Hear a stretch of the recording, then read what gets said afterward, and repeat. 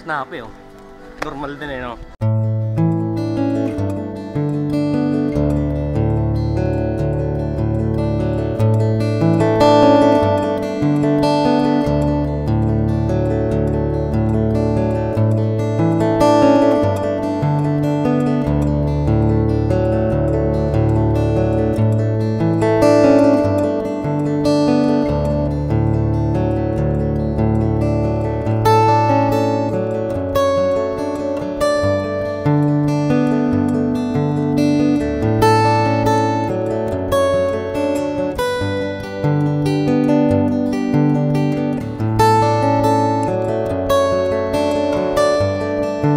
Normal, parang araw-araw sila nagpapalit ng cashier dito.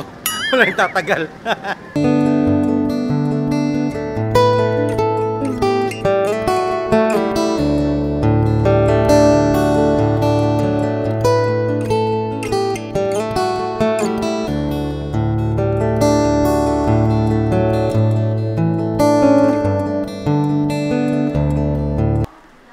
Bayo.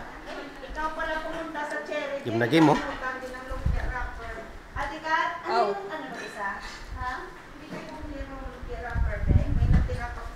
Alam nyo mga normal, medyo madrama yung una eh. So ngayon ibo-voice over ko na lang para medyo original talaga. Kasi hindi naman talaga scripted lahat ng sinasabi ko dito sa vlog. Kung ano nakikita nyo, yun talaga yung nangyayari. So ngayon magbabakasyon kami sa Mindoro kasama si Mama.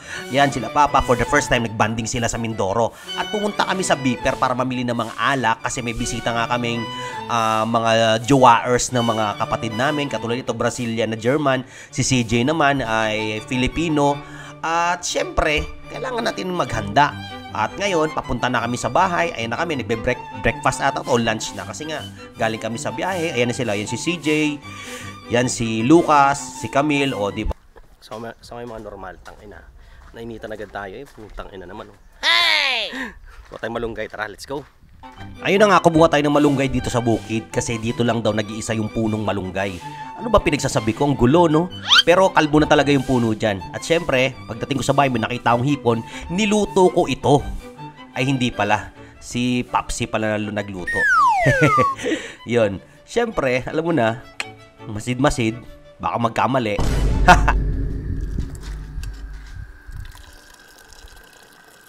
Ang gulo, yan yung broth, oh.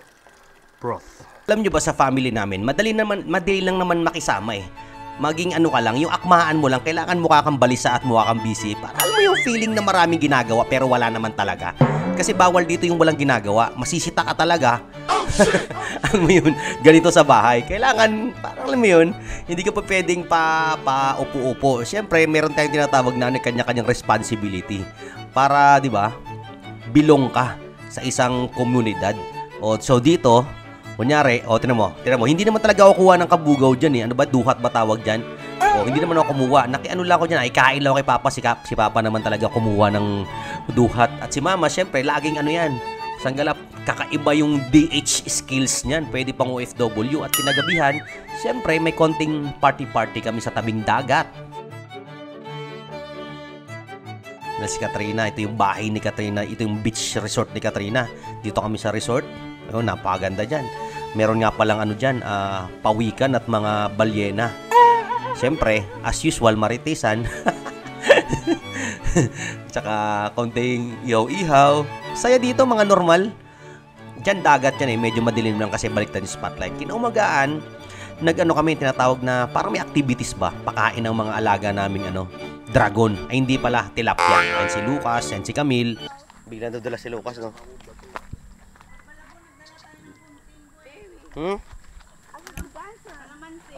Kalamansi? May napansin lang ako sa activity namin ito. Parang double date to yan. Yun nga lang, ako lang yung walang partner dito. Kasi hindi sumama. O, diba? Kita nyo naman, diba? Ang si sweet nila, diba? Yun. Feeding time. O, si Papa, pinipicturean pa si Mama, oh. Sweet, diba? Mamaya, magtatalo na yan. Nakakatawa. Si Katrina, si CJ, magkasama din. O, diba? Yan yung mga moment na ano eh. Ano yun, pang showbiz. Sige mga, kasapin mo kasi Tatay Biling. Ha? Skeleton. Sabi ko, tumayo ka, tatay. Yan lang ako nagsita sa'yo. Pati si Nanay Peli. At pagkatapos nga pala kinausap ni Mama sila Tatay Biling at si Nanay Feli, kinagabihan, nalaglag siya sa kama. At dito nagtatapos sa aking munting vlog. Abangan na susunod na kabanata, magbo-boating kami. Pupunta kami sa isang Stone Island. Nabubulo na